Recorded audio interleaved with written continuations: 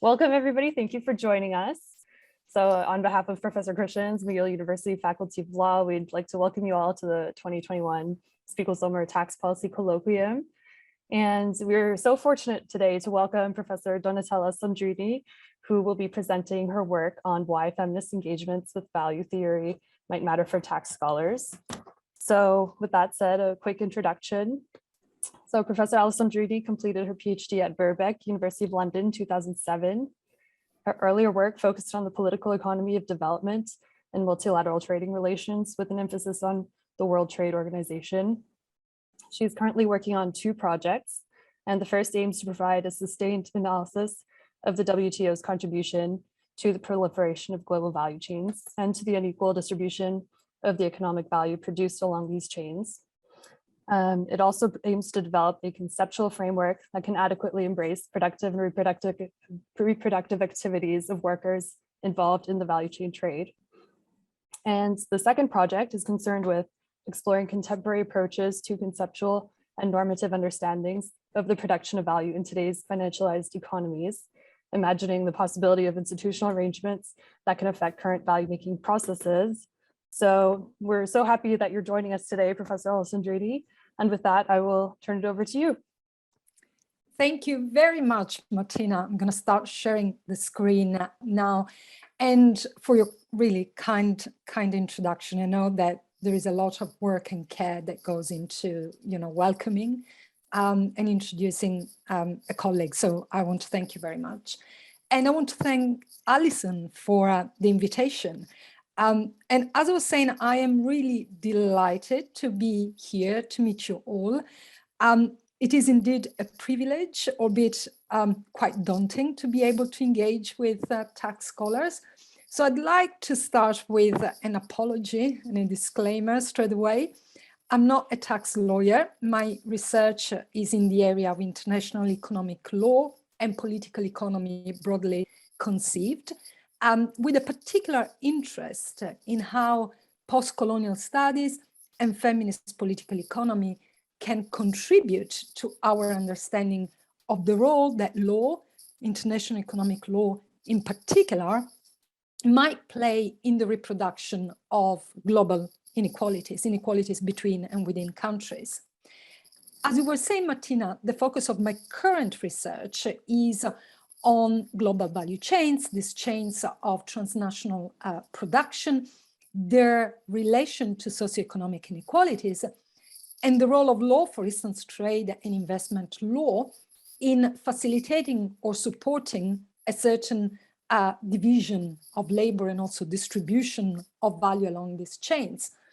But it is really since Professor Christians and I examined this doctoral thesis last year that it has become apparent or more apparent to me that tax law theory and policy are actually important, crucial areas of study if we want to understand how law creates these different distribution of resources or you might say allocation through the allocation of the tax base around the world.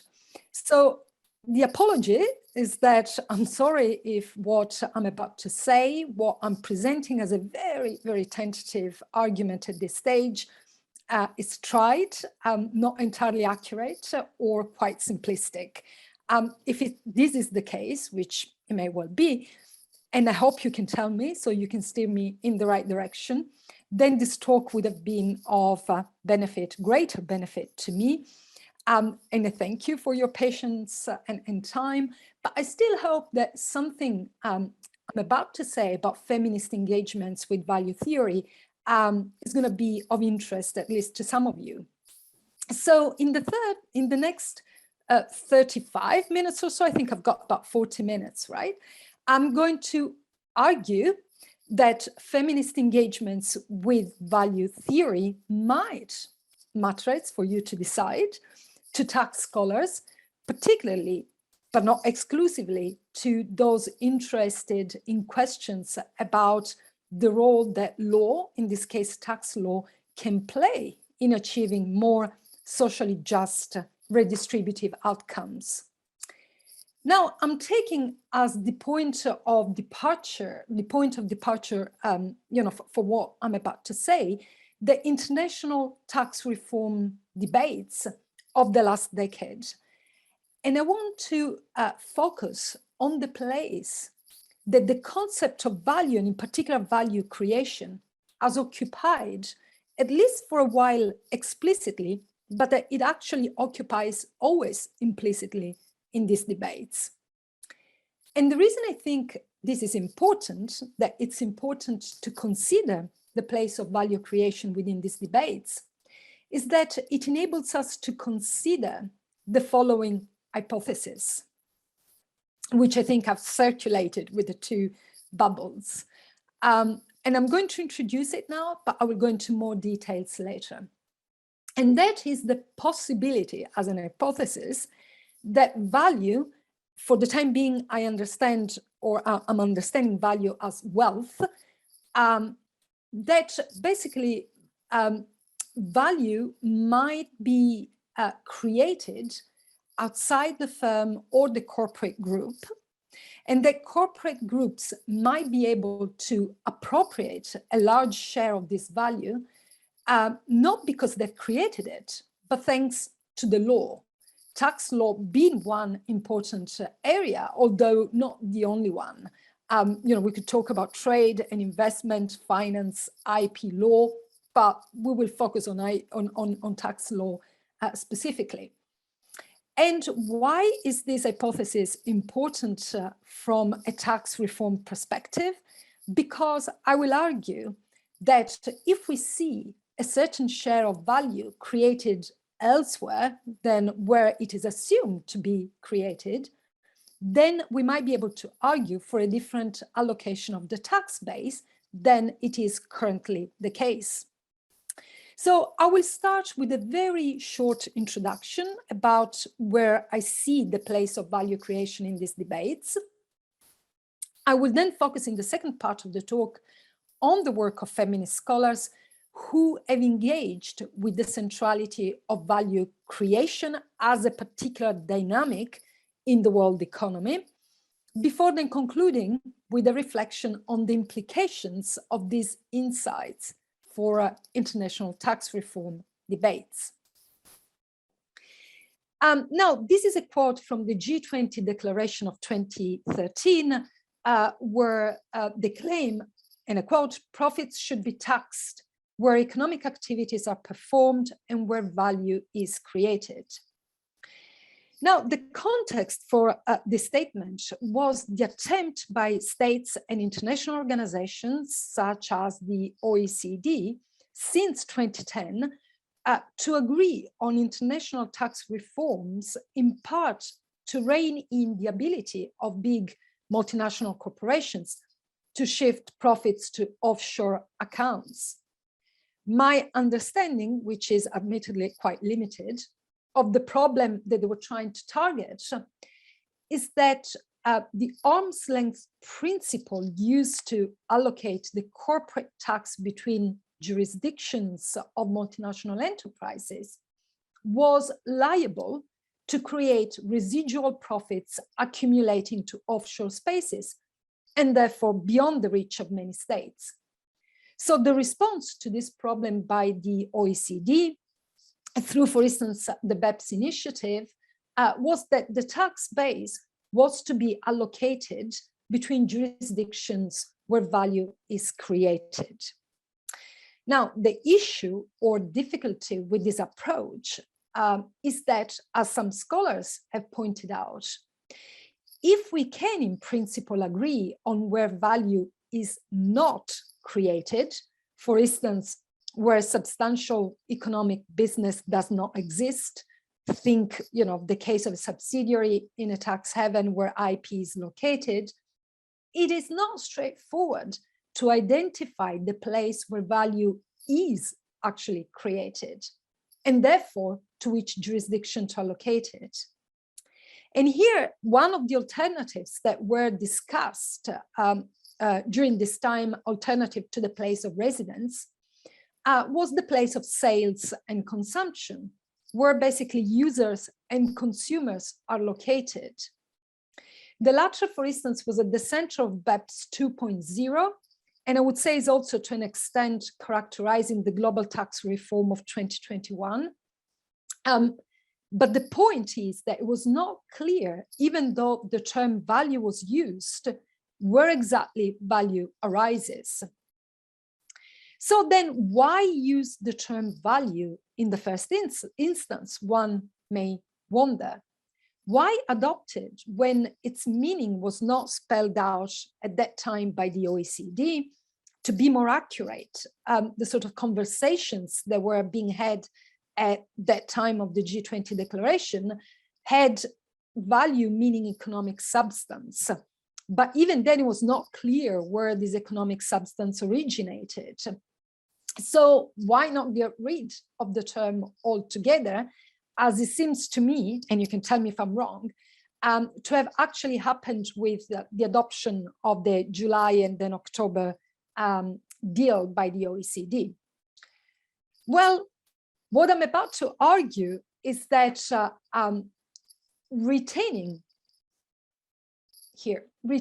the concept of value in tax reform debates is important, because it enables us to keep a focus on the link between, as I say here, the wealth created in the global economy and the different kinds of labor that produce this wealth, whilst at the same time posing the question of whose labor counts, whose labor is valorized and rewarded or remunerated, which is really crucial as a question if we want to think about a more equal or equitable distribution of resources that these forms of labor have created. Indeed, I'm going to argue that it is important that we keep talking about value, and that we do so from a feminist, and we could add decolonial lens, for two main reasons. Again, as I say here, analytically, because this lens shows that value is an essential structural element of how the capitalist world economy works. In other words, it says a lot about how wealth is generated, and I might add its relationship to social inequalities. And secondly, more concretely, because it might offer a normative argument for a different allocation of the tax base than the one that OECD and G20 have adopted even in the 2021 iteration. So then, how am I theoretically understanding and using the concept of value here? Very reductively, perhaps, debates about economic value usually tend to present so-called objective accounts of value, understood mainly as wealth, as having been superseded by subjective accounts of value. Now, what do I mean by it? Objective theories are grounded in classical political economy, which sees the source of all wealth produced first, as the physiocrats said, in land, and then in labor, thanks to work of Adam Smith, David Ricardo, and Karl Marx. These are the objective accounts of classical political economy of the 19th century. Subjective accounts instead ground economic value in consumer preferences. Here, the source of value is the subjective needs and preferences, which translate into consumer demand that then offer can meet on the market. So that's first the marginalist school and then the neoclassical school of thought of the 20th century. I have also added here Michael Porter, because in the 1980s, he adds another layer to the neoclassical understanding of value and links value to innovation that takes place within the firm or corporate group, and introduces the concept of value added, which is meant to explain how wealth is created today in so-called global value chains, that international economic institutions present as characteristic of much global production today. and it's not just international economic institutions.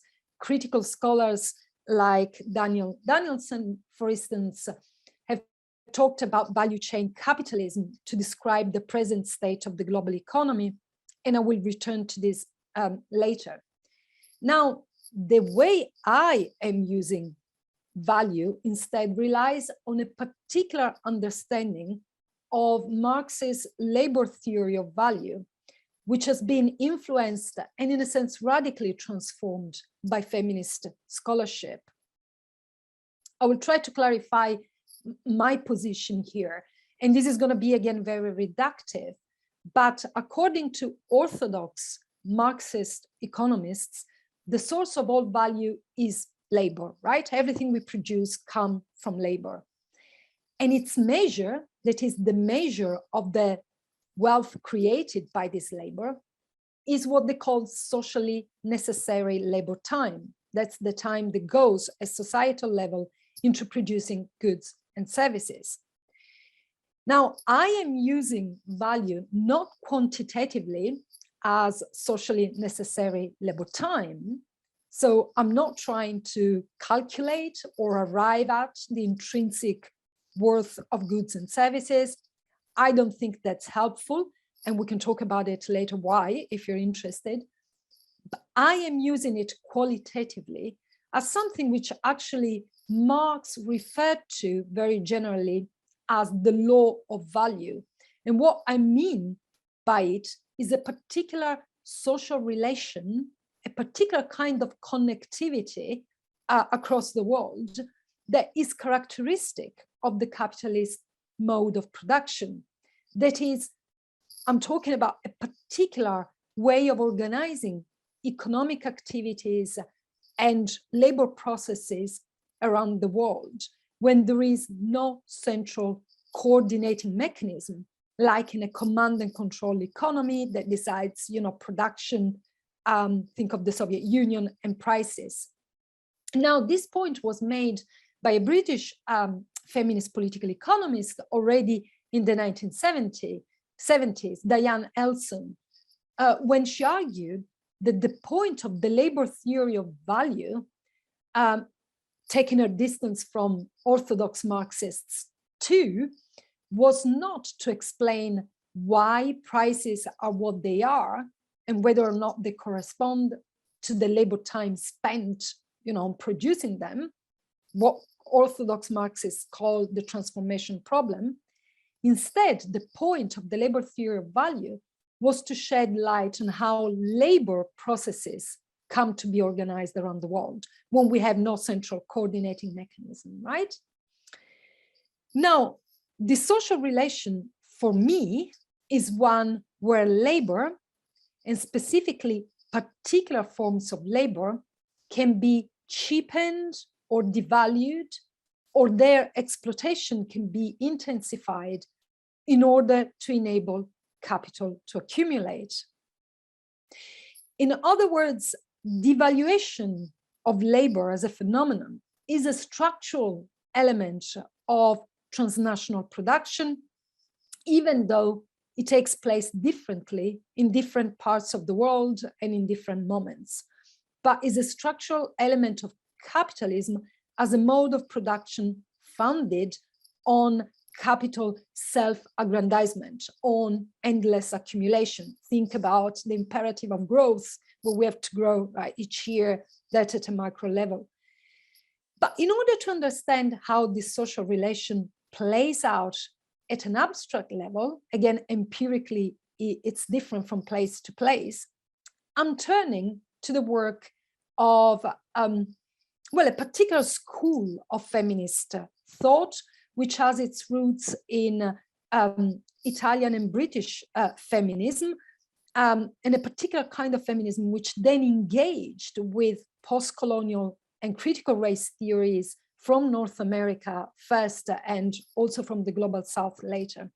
So I'm here referring mainly to the work of Silvia Federici, Maria Rosa Dalla Costa, Selma James, Leopoldina Fortunati, and Antonella Picchio, and more recently, Alessandra Mezzadri, because their work has required us to pay attention to another category alongside value and labor in order to understand how this social relation that I've described actually plays out, right?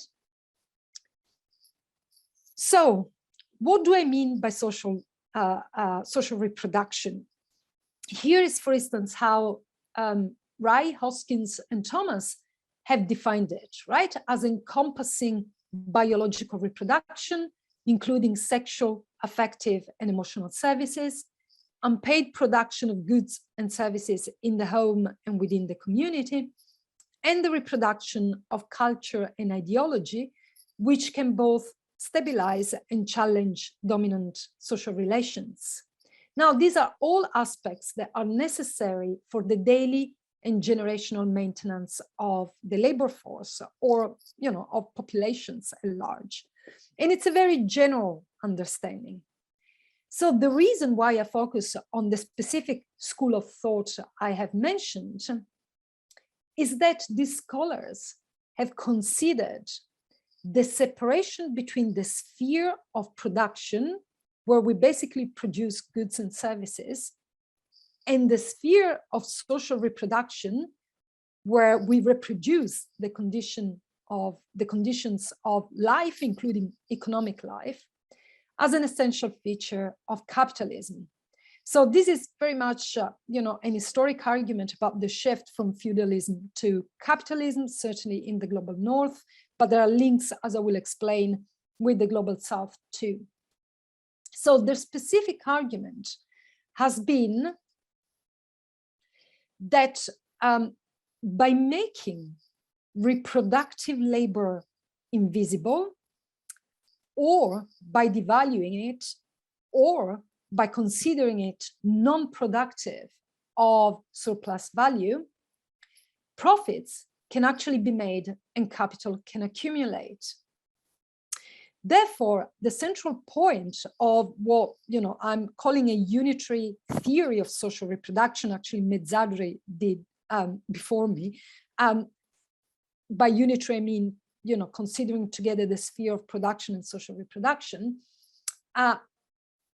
Basically, the point is that this separation between these two realms has been at the heart of capitalism, with its compulsion to generate profits and accumulate value. That's the first reason why I am relying on the work, because of the emphasis that plays on this separation. But this body of work becomes important for two further reasons, whose connection with the tax reform debate I hope will become clearer shortly. The first reason is that despite their initial focus in the 1970s on domestic labor, particularly housework, right? The point that without housework, you wouldn't have the worker in the factory. They soon realized that there was a larger, much larger pool of unwaged labor, so well beyond, domestic or housework, and well beyond, the work carried out by women, that on the one hand, clearly sustains the life process. We wouldn't exist without it. On the other, it generates surplus value for capital. Now, this insight, which is now perhaps much, more commonsensical, was quite radical in the 1970s, because it challenged the analytical and political privileging of wage labor that was going on at that time. You might remember, or you might have come across literature about the centrality of the factory worker as emblematic, right, of for this production, of for this labor. So what they showed instead was that informality or unwaged labor was the rule and not the exception for the vast majority of people in the world. Today, the significance of informal and informalized labor in the global economy has become quite apparent. Here is the data by the ILO, and what it shows is that this is the labor with which the majority of the world population engages, right? 85% in the African continent, 71% in Asian Pacific, and so on. Informal labor is also where the majority of migrants, women, or ethnic minoritized workers also are. Certainly, this is apparent in studies of global value chains. Now, connected to this, to the importance of unwaged labor for capital, which is one of the two further reasons I'm relying on this body of work.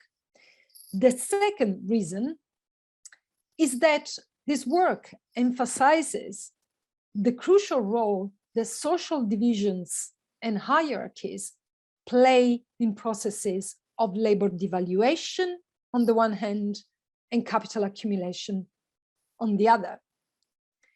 Indeed, in addition to gender, sexuality, and class, with which they were preoccupied again in the 1970s, these scholars have actually accepted that race, geography, and migration status have been used to devalue certain types of labor in order to extract value.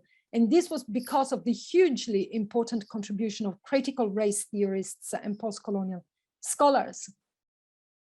Indeed, the connection between gender, sexuality, race, and class, we know today that goes back to colonial times.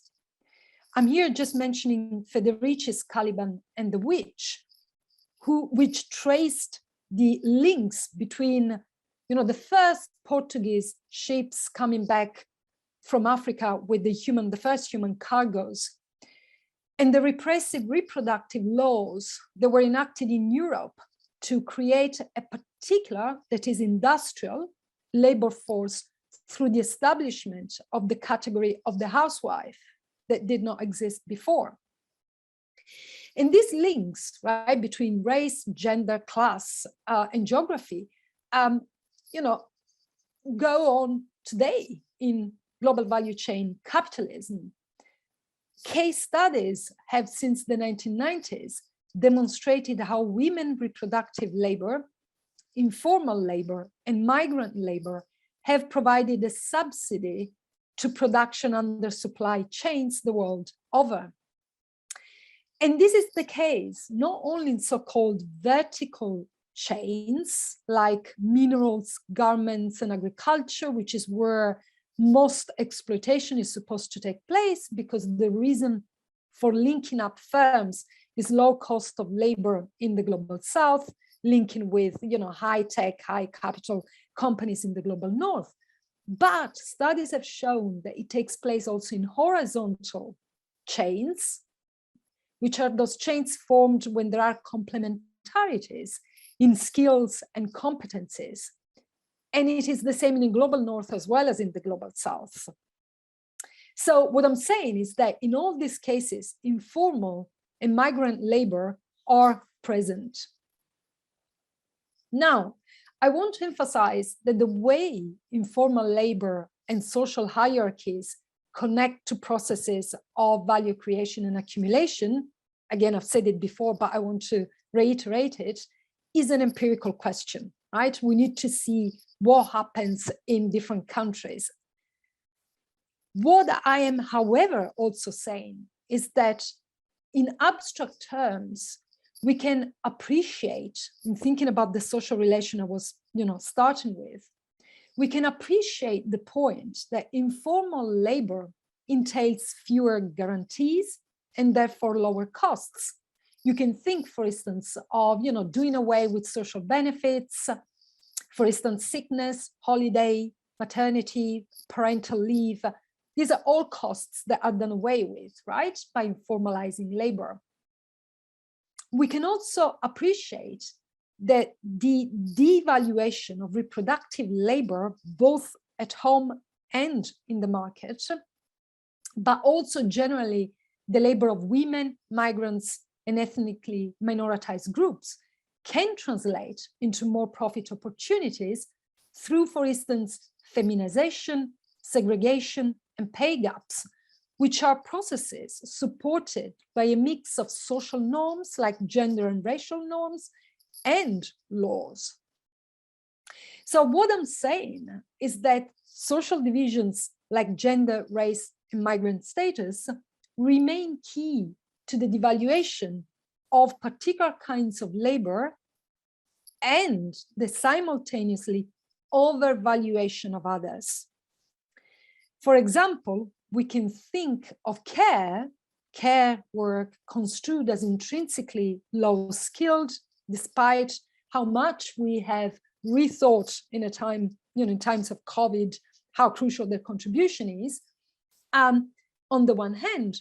And then we can think of branding, design, and marketing, or finance, which is instead construed as high-skilled and therefore highly productive on the other.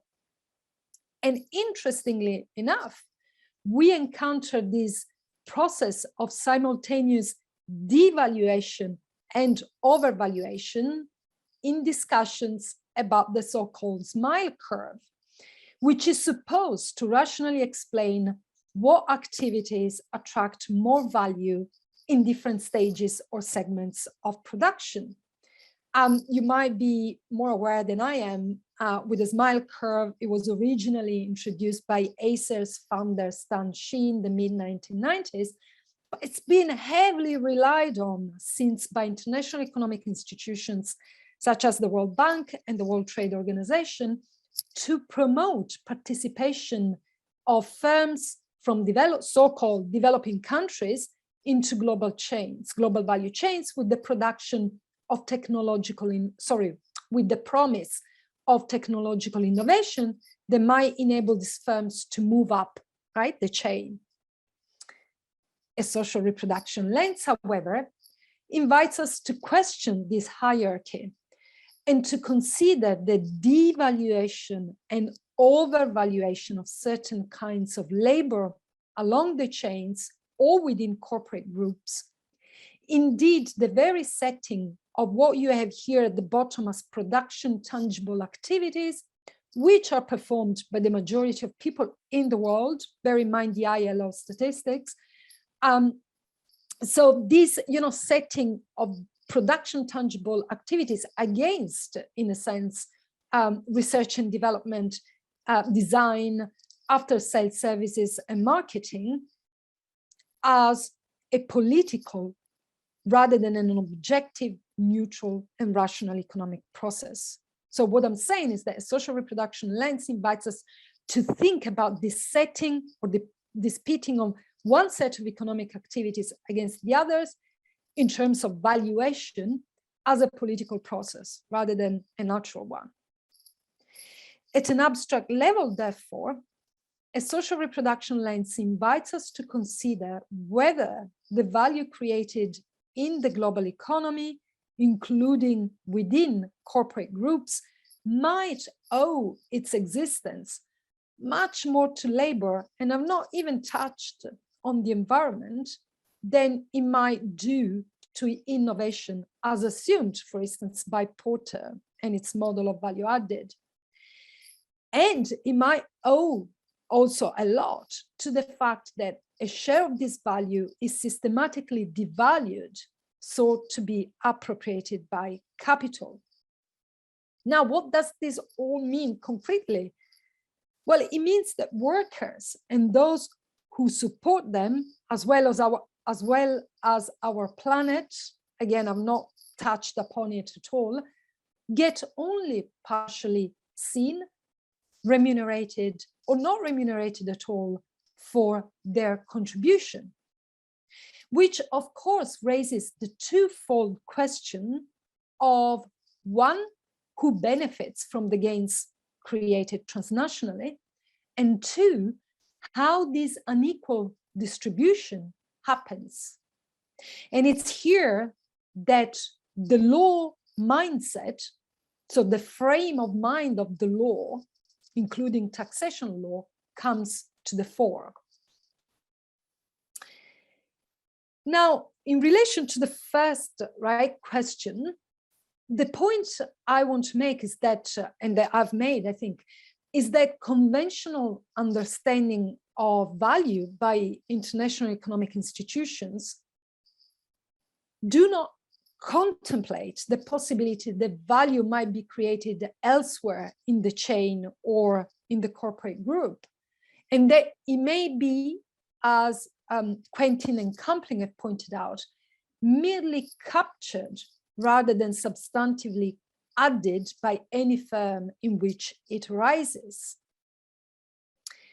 Here, we can therefore return to the question about the distribution of benefits generated along chains in value chain capitalism or transnationally within corporate groups.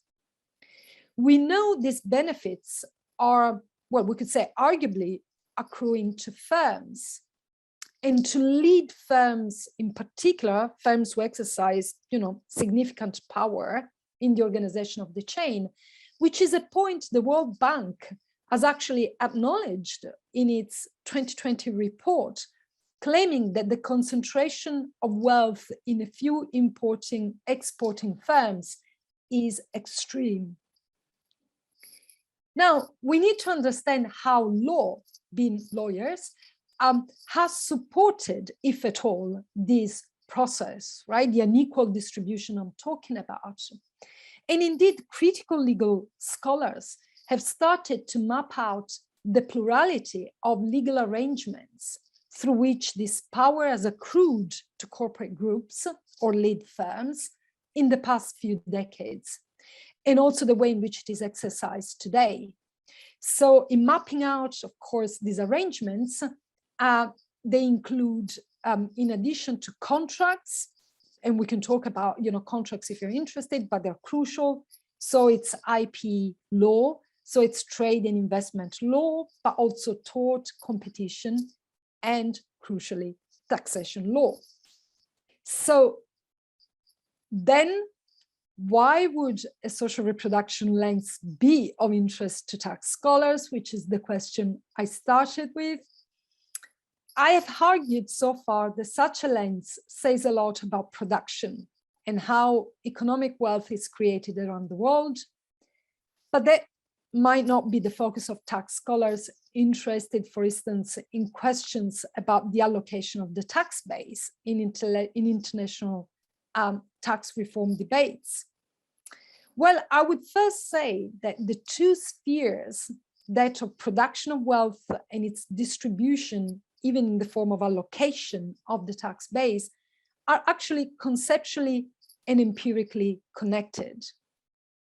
A social reproduction lens shows that the world economy is based on productive models which rely on social descriptors like race and gender that produce social inequalities, which other scholars, not adopting this lens, the social reproduction lens, have referred to as externalities.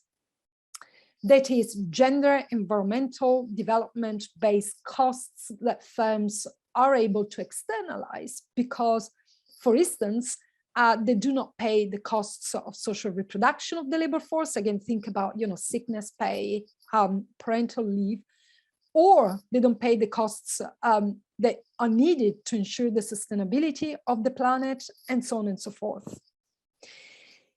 If we accept that these costs or externalities are endemic to global production, as the social reproduction lens suggests, then we would also need to accept that profits created this way, which in other words, owe much to the devalorized labor and environmental resources that contribute to the creation of such profits, can and should indeed be distributed otherwise than they are now. We can make this claim on sustainability or fairness grounds. From a social reproduction lens, the ground is the fact that this labor and resources have actually created value, although one might argue in an exploitative or environmentally unsustainable way. From the perspective of assigning the tax base, what would then become important is not just the place where corporate groups reside or where consumption, sales, and reviews, if you think of tech companies, take place, but also those where material production and social reproduction take place, where reproductive, informal, and informalized labor is performed. Now, this is the point where this different allocation of resources becomes important for production purposes too, as states' revenues from taxation can then be channeled into more productive investments, with the strengthening of the social, physical, and environmental infrastructure, which any business should actually care about.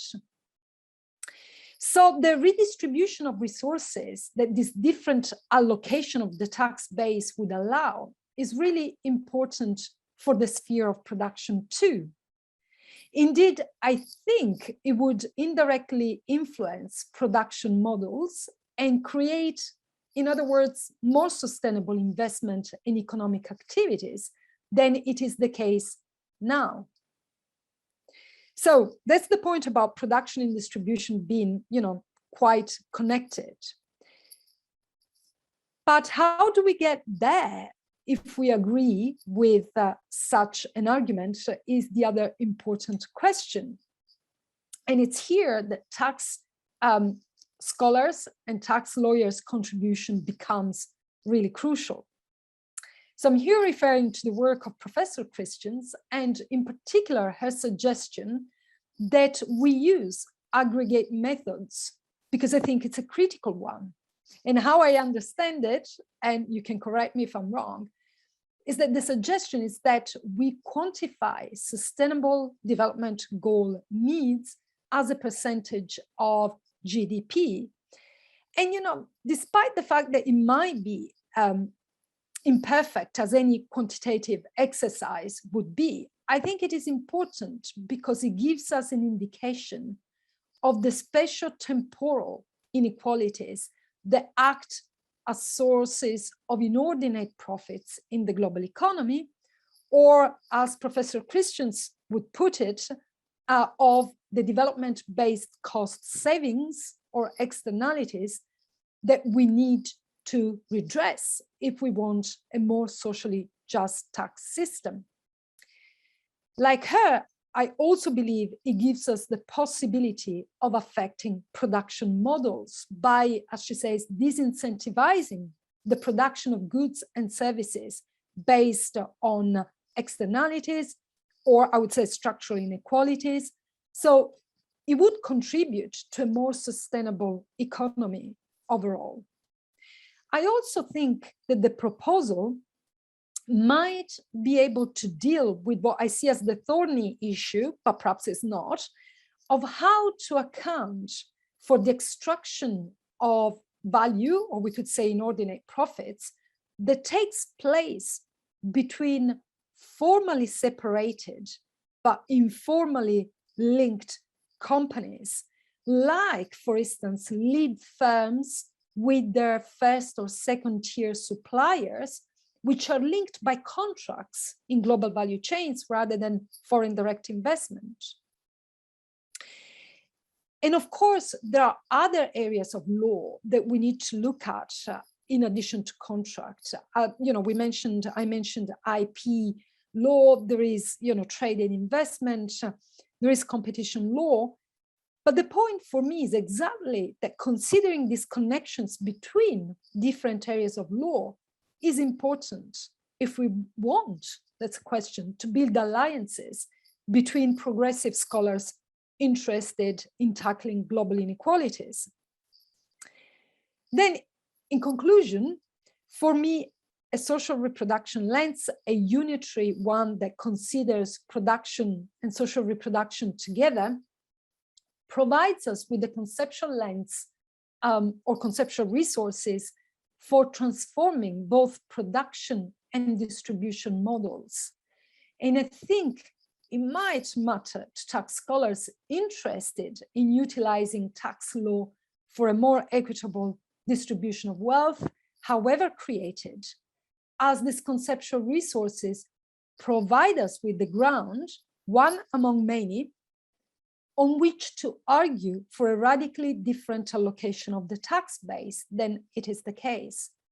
Therefore, going beyond the most recent reform attempts we've seen in 2021, they implicitly see value created by consumers or certain kinds of labor within the corporate group. Now, do we need to have or endorse a unitary theory of social reproduction to do so? Perhaps not, as Professor Christian's proposal demonstrates. The point where I think it becomes a useful lens, again, one among many, is where it shows that the current tax mindset is also based on certain normative assumptions about value creation, about the kind of labor that counts and the kinds of labor that count less, if not at all. And because it confronts these assumptions head on, articulating a different understanding about the sources of value and placing them within a longer historic and special trajectory that enables us to lay normative, alternative normative, because they're all normative claims on states and international economic institutions about the distribution of wealth created in the global economy.